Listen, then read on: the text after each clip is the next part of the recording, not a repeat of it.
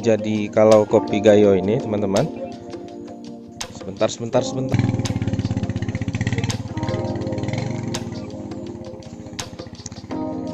Jadi kopi Gayo ini teman-teman, kalau memang teman-teman pengen pesan untuk rasa yang konsisten itu ya sulit sebenarnya teman-teman.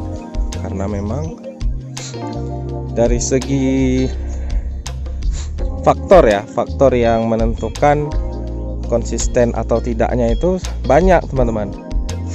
Yang pertama wilayah, yang paling dominan wilayah ya teman-teman. Kayak misalkan di lereng gunung nih.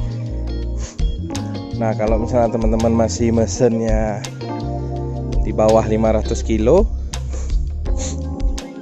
ya mungkin masih bisa untuk mencukupi kebutuhan dari teman-teman. Tapi kalau untuk pesanan udah sampai ton ya, itu udah sulit teman-teman. Terusnya lagi, apa yang membedakan kopi Gayo ini diminati oleh banyak orang? Nah yang pertama dari segi rasa. Jadi rasa yang ditimbulkan oleh kopi Gayo ini adalah rasa yang memang secara umum bisa diterima oleh banyak orang. Contohnya rasa kacang, rasa coklat, terus rasa buah jeruk. Itu kan rasa-rasa yang memang diterima oleh orang banyak teman-teman. Nah ini saya menjelaskan berdasarkan pengalaman dan dari cerita-cerita teman-teman petani di sini teman-teman. Kalau misalkan ada pertanyaan lagi, terus apa bedanya dengan kopi wilayah lain?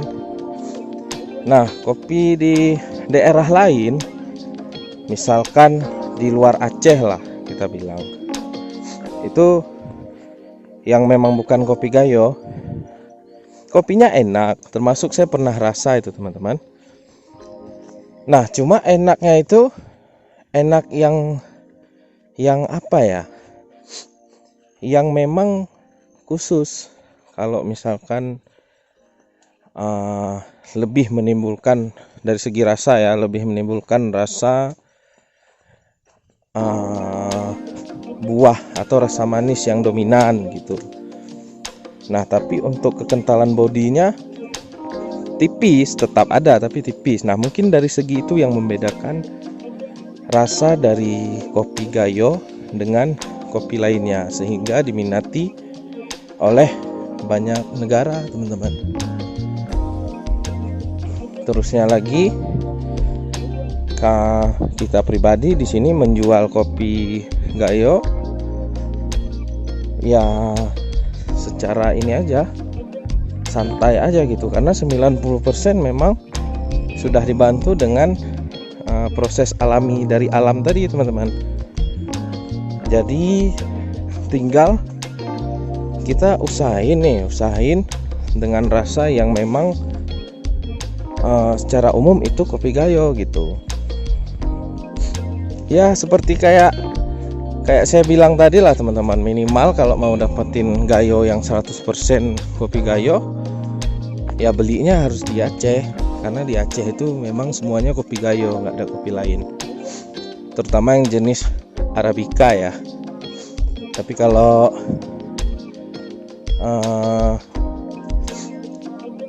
jenis Robusta mungkin banyak ada di dataran rendah kan ada juga. Tapi kalau Arabica Gayo cuman di dataran tinggi aja.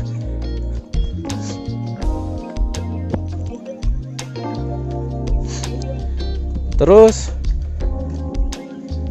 kalau misalkan dari segi apalagi ya, dari segi fisik itu tergantung ketinggian. Kalau di Gayo ini memang di Gayo udah tinggi, cuman semakin tinggi semakin besar lagi buahnya.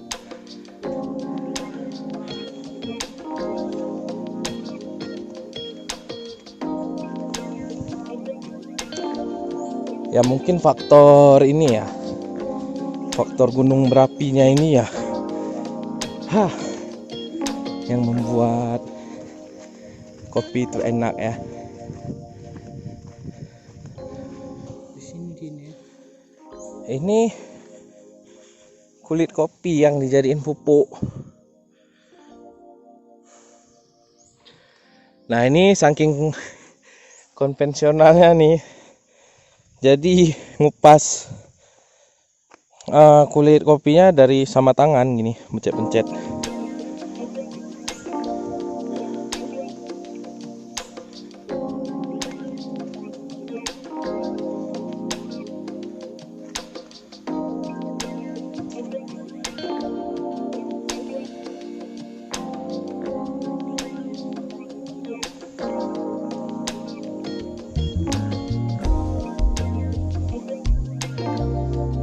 Halo kopi,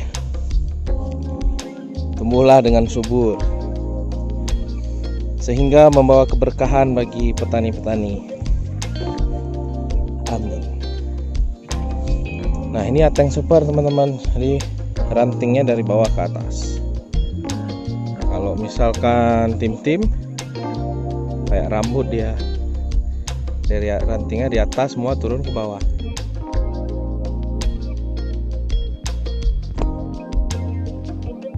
Nah, ini teman-teman untuk kopi ya, kopi gayo. Ini masih hijau tapi udah mulai ada yang merah. Nanti di bulan 10 teman-teman baru panen besarnya di bulan 10. Dan ini sekitar 3 mingguan lagi ya, baru pada merah semua, baru panen dia teman-teman. Ya, kopi dulu kita ya.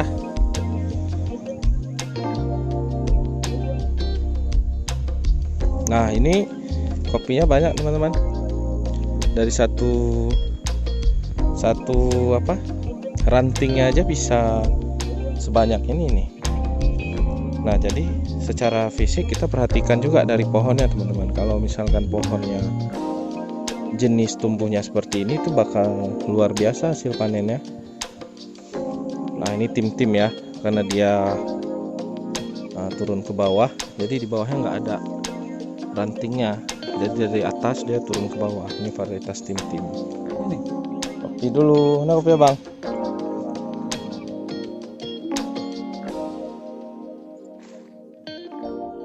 Oke teman-teman, ngopi di kebun kopi. Bismillahirrahmanirrahim. Nah, kali kopinya bang. Ini kok di Banda Aceh nggak mau minum kayak gini bang, karena asam.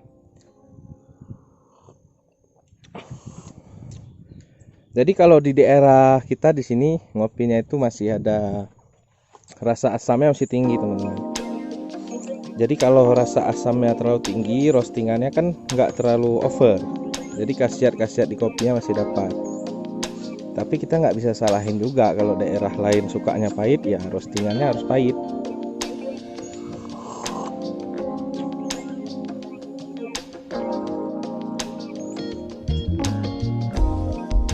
Ngopi di kebun kopi, ini baru ngopi di kebun kopi.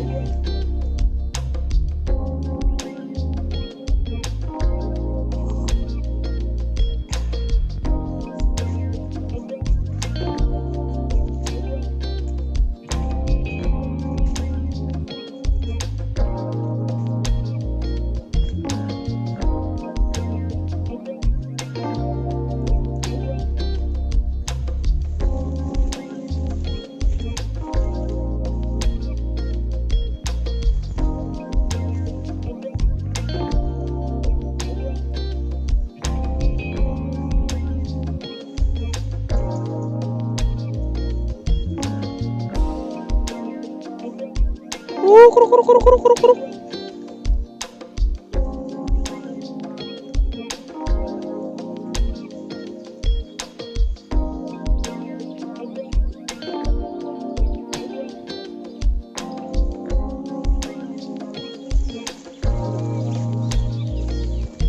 Besok mencari luwak lah.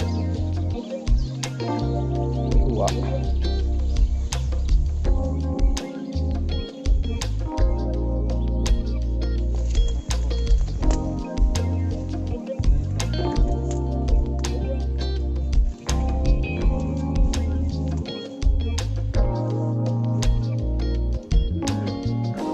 cabai bang kok tinggi-tinggi kali ya.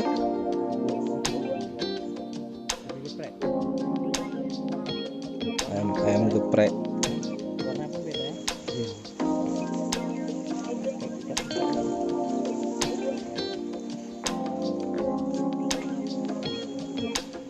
Nih Rama ke disuruh ke kebun. Dulu nggak mau. Suruh ke kebun dulu nggak mau kita kan. Kapan? Sekarang udah tahu, oh banyak duit kalau pergi kebun. Enggak Jualan kopi banyak duitnya. kebunnya dijual dulu. Iya, karena nggak ada yang mau ke kebun kita itu mah. Keluarga nggak ada yang kebun kayak mana mau. Paling itu Bude Mirah yang ke kebun sama bapak. Bapak kan dah jual juga kebunnya. Karena penerusnya ini nggak ada yang mau, lebih milih ke kantoran malah. Padahal rezeki yang dikasih alam ini luar biasa Ramadan kan. Yes.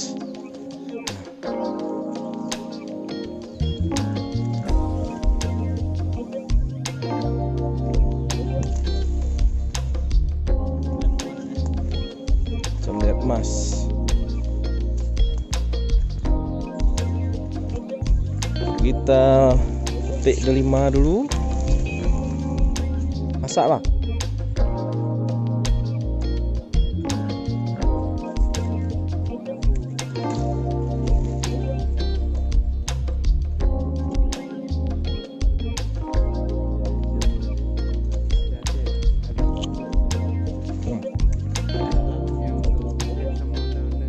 Ya.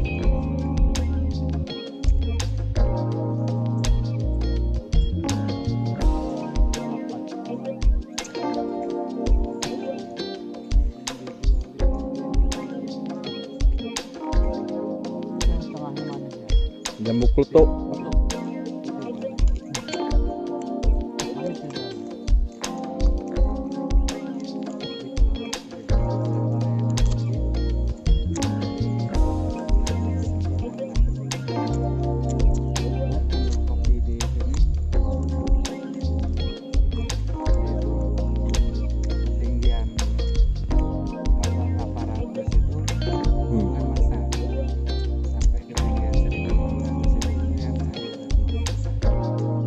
Terakhir lah.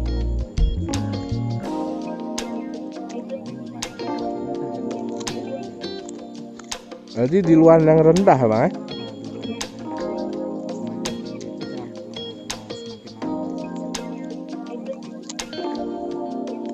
Ada juga yang nggak pernah putus bang. Bandar Lampahan tuh kan. Kok bisa ya? Punya ini wak apa tuh? Mak Kak Yul. Pak Iron.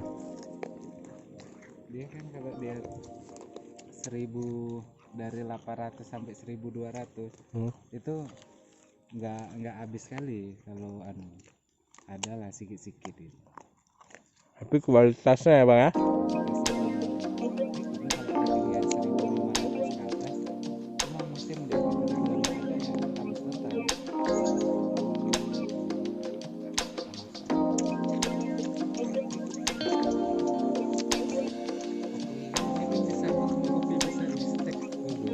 Oh bisa juga sambung ini.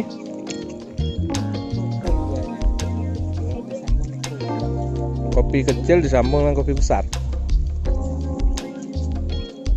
Jadinya apa itu bang?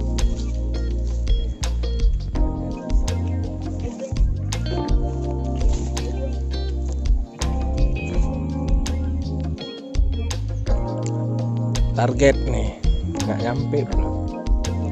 Lompat besar dari badan.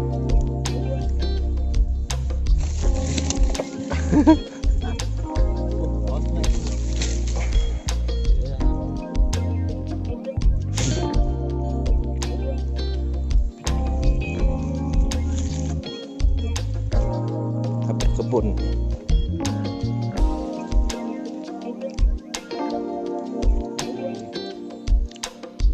Berarti inilah banyak kali cerita di kopi. Semakin kita mendalami, semakin bodoh kita. Semakin banyak yang kita nggak tahu. Oke lah teman-teman ya, sampai di sini dulu. Terima kasih atas perhatiannya. Wassalamualaikum warahmatullahi wabarakatuh.